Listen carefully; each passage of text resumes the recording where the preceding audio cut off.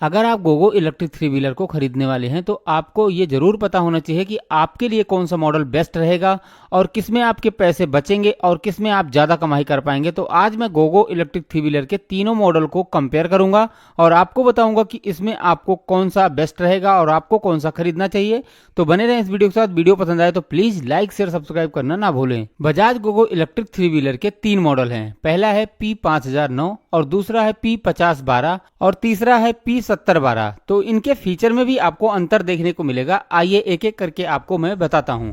तो पहले मैं रेंज की बात करता हूं। तो अगर आप P5009 को लेते हैं तो इसमें आपको 176 किलोमीटर की रेंज देखने को मिलेगी। वहीं अगर आप P5012 को खरीदेंगे तो उसमें आपको 248 किलोमीटर तक की रेंज देखने को मिलेगी। और अगर आप P7012 को खरीदते हैं तो इसमें आपको 251 किलोमीटर की रेंज देखने को मिलेगी। तीनों की अगर हम ग्रेडेबिलिटी की बात करें तो भाई देखो, P5009 में आपको 33% ग्रेडेबिलिटी मिलती है, वहीं P5012 में आपको 31% ग्रेडेबिलिटी मिलती है। और अगर आप P7012 को खरीदते हैं तो इसमें आपको 27.80% ग्रेडेबिलिटी देखने को मिलेगी। तो यहाँ पर हम कुछ चीजें क्लियर करेंगे कि भाई जो सिंपल वाले रोड पे चलाते हैं, जैसे कि हाईवे वगैरह पे या फिर सिटी रोड पे चलाते हैं, तो वो तो P5012 या P7012 ले लें, कोई दिक्कत नहीं है। लेकिन अगर आप मैदानी भाग से नहीं हैं और आप पहाड़ी क्षेत्र से हैं, जिसे जहां पर ज़्यादा चढ़ाव उतराव हो रहता है, तो अगर आप उस एरिया से बिलोंग करते हैं तो हमारे हिसाब से आपको बजाज गोगो का P5009 मॉडल खरीदना चाहिए, क्योंकि इसमें आपको अच्छी खासी ग्रेडेबिलिटी मिलती है और आप आसानी से चढ़ सकेंगे और उतर सकेंगे। तो हमारे हिसाब से P5009 आपके लिए बेस्ट रहेगा अगर आप पहाड़ी क्षेत्र से हैं। ड्राइव मोड की बात करें तो भाई देखो, तीनों मॉडल में आपको सेम ड्राइव मोड देखने को मिलेगा। Eco, power, claim, park assist जैसे मोड आपको तीनों मॉडल में देखने को मिल जाएंगे। और टॉप स्पीड में आपको अंतर देखने को मिलेगा। अगर आप P5009 खरीदते हैं तो इसकी टॉप स्पीड है 45 किलोमीटर की, और अगर आप P5012 को खरीदते हैं तो उसमें आपको 50 किलोमीटर की टॉप स्पीड देखने को मिलती है। और P7012 को खरीदते हैं तो इसमें आपको 50 किलोमीटर तक की टॉप स्पीड इसमें भी आपको देखने को मिल जाएगी। तीनों मॉडल के अगर हम डायमेंशन की बात करें तो भाई डायमेंशन तो आपको सेम देखने को मिलेगा।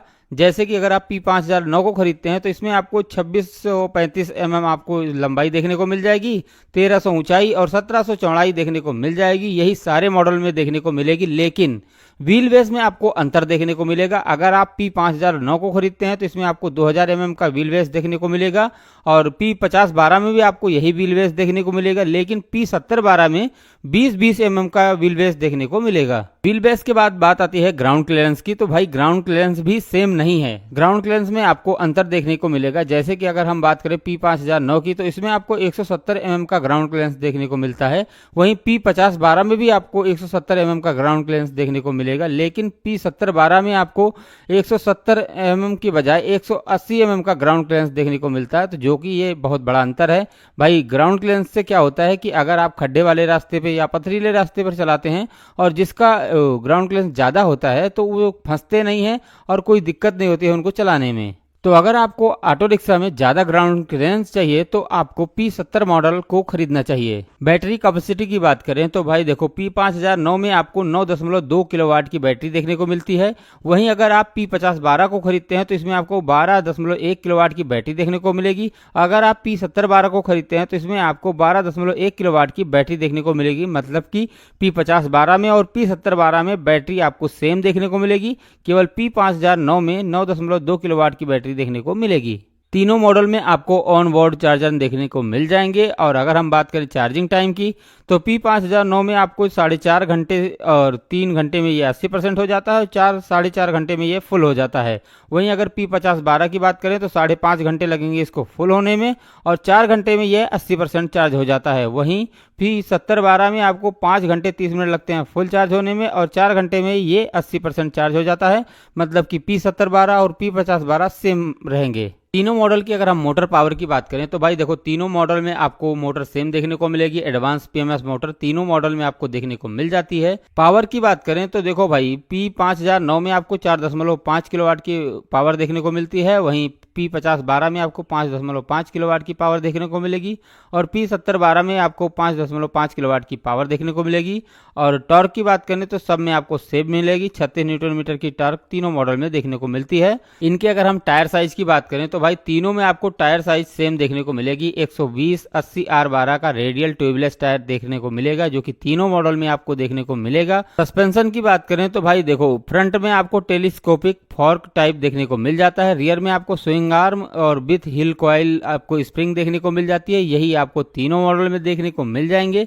लाइटिंग सुविधा की बात करें तो भाई तीनों मॉडल में आपको लाइटिंग सेम देखने को मिलती है, LED front end rear lighting और premium dual tone upholstery digital display और एलसीडी क्लस्टर, ये आपको तीनों मॉडल में देखने को मिल जाएगा। और ग्लव बॉक्स देखने को मिल जाएगा, केबिन लाइट देखने को मिल जाएगी जो कि तीनों मॉडल में आपको देखने को मिल जाएगी। मोबाइल चार्जर आपको यूएसबी टाइप ए का मिल जाएगा आपको तीनों मॉडल में। और टैग पैक की बात करें तो भाई तीनों मॉडल में आपको टैग पैक देखने को मिल जाएगा। बोतल होल्डर आपको तीनों मॉडल में देखने को मिलते हैं। तो भाई ये थी इनके तीनों मॉडल की कंपैरिजन। अब अगर हम इनके प्राइस की बात करें तो अगर आप P5009 को खरीदने वाले हो तो इसकी प्राइस है 3,26,000 रुपए एक्स शोरूम, और P5012 को खरीदने वाले हो तो इसकी प्राइस है 3,83,000 रुपए एक्स शोरूम, और अगर आप P7012 को खरीदने वाले हो तो इसकी भी प्राइस 3,83,000 रुपए एक्स शोरूम।